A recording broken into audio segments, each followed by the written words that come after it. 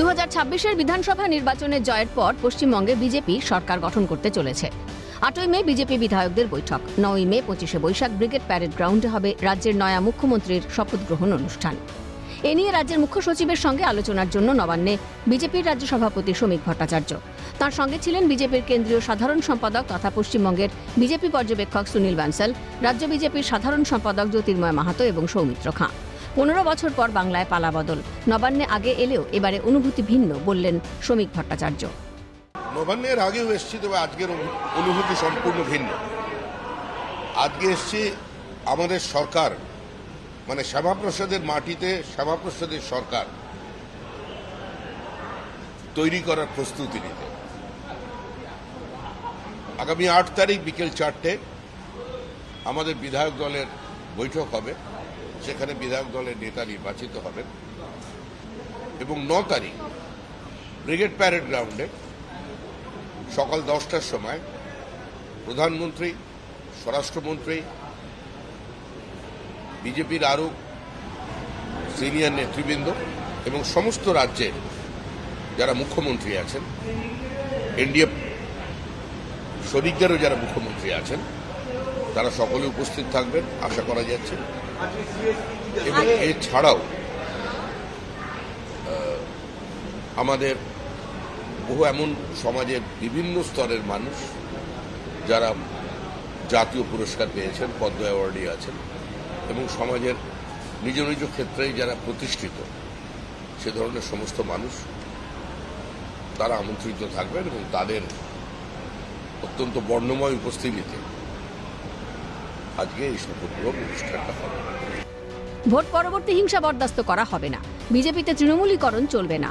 শ্রমিকের দাবি, রাজ্যে ভোট পরবর্তী হিংসার নামে যা হচ্ছে তা আদতে তৃণমূলের নিজেদের লড়াই। আর যারা ক্ষমতার রদবদল হচ্ছে দেখে তৃণমূল ছেড়ে বিজেপি হয়েছেন, তাদের প্রত্যেককে দল থেকে বিদায় জানানো হবে। পুলিশ ও স্বরাষ্ট্র সচিবকে কঠোর হাতে পরিস্থিতি নিয়ন্ত্রণ করতে হবে বলে জানিয়েছেন শ্রমিক ভট্টাচার্য।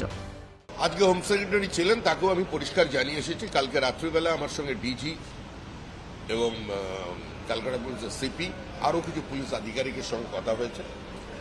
আমি পরিষ্কারভাবে একটা জিনিস জানিয়ে দিতে চাই, বিজেপির তৃণমূলীকরণ হবে না। আমাদের 2জন কর্মী এর মধ্যে শহীদ হয়েছেন, জিতেছি আমরা। আজকে যদি এই ফলটা উল্টো হতো, এতক্ষণে আমাদের 200 কর্মী খুন হয়ে যেত।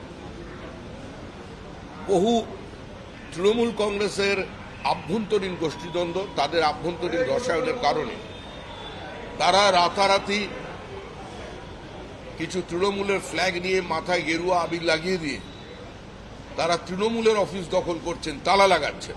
আমাদের দলের পক্ষ থেকে অ্যাজ অফ নাও আমরা বলে দিয়েছি যে যারা এই কাজে বিন্দুমাত্র ইনভলভ থাকবেন, মিউনিসিপ্যালিটি দখল, পঞ্চায়েত অফিস দখল, এগুলো এখানে চলবে না। তাকে দলের বাইরে যেতে হবে, তাকে বার করে দেবো পার্টি থেকে। এবং পুলিশকে, হোম সেক্রেটারিকে আমরা ক্লিয়ারলি বলেছেন অত্যন্ত কঠোর হাতে পরিস্থিতি নিয়ন্ত্রণ করুন। নতুন মুখ্যমন্ত্রীর নাম এখনো আনুষ্ঠানিকভাবে ঘোষণা করা হয়নি, তার আগেই বাংলায় নতুন বিজেপি সরকারের সম্ভাব্য মন্ত্রিসভা। শুভেন্দু অধিকারী বাংলার নতুন মুখ্যমন্ত্রী হওয়ার সম্ভাবনা। উত্তরবঙ্গের উন্নয়নে বিশেষ গুরুত্ব দিয়ে মন্ত্রিসভায় জায়গা পেতে চলেছে নিশীথ প্রামাণিক। স্বাস্থ্য দপ্তরের দায়িত্ব পেতে পারেন শারদত্ত মুখোপাধ্যায়। অর্থ অথবা শিক্ষা দপ্তরের মতো গুরুত্বপূর্ণ মন্ত্রক সামলাতে দেখা যেতে পারে স্বপন দাশগুপ্তকে। মহিলা ও শিশু কল্যাণ দপ্তরের জন্য উঠে আসছে অগ্নিমিত্রা পালের নাম। তথ্য ও সংস্কৃতি দপ্তরে দেখা যেতে পারে অভিনেতা রাজনীতিবিদ রুদ্রনীল ঘোষকে। পঞ্চায়েত ও গ্রামোন্নয়নের দায়িত্ব পেতে পারেন দিলীপ ঘোষ। বিধানসভার স্পিকার পদে নাম শোনা যাচ্ছে বর্ষীয়ান রাজনীতিবিদ তাপস রায়ের নাম। বিজেপি সূত্রে খবর, 8ই মে চূড়ান্ত সিদ্ধান্ত হবে অমিত শাহর সঙ্গে বৈঠকে। শুক্রবার বিশ্ব বাংলা কনভেনশন সেন্টারে হবে বৈঠক। পূর্ণিমা চক্রবর্তীর নাম নিয়েও জল্পনা রয়েছে। বিজেপি সূত্রে খবর, মন্ত্রিসভা গঠনে প্রবীণ নেতাদের অভিজ্ঞতায় বিশেষ গুরুত্ব দেওয়া হবে। এছাড়া উত্তরবঙ্গকে বিশেষ অগ্রাধিকার দিয়ে সেই অঞ্চল থেকে একাধিক মুখকে ক্যাবিনেটে আনা হতে পারে। এই তালিকায় শঙ্কর ঘোষ, জগন্নাথ চট্টোপাধ্যায় এবং সজল ঘোষের মতো নেতাদের নামও জোরালোভাবে আলোচিত হচ্ছে। বিজেপি সূত্রে খবর, শনিবার বাংলার নতুন মুখ্যমন্ত্রীর শপথ গ্রহণ অনুষ্ঠানে হাজির থাকবেন প্রধানমন্ত্রী নরেন্দ্র মোদী ও স্বরাষ্ট্রমন্ত্রী অমিত শাহ। ক্যামেরায় সুদীপ্ত দত্ত ও সুরজিৎ প্রামাণিকের সঙ্গে রেশমি দাস ও সায়ন্তন ভট্টাচার্যের রিপোর্ট, ক্যালকাটা নিউজ।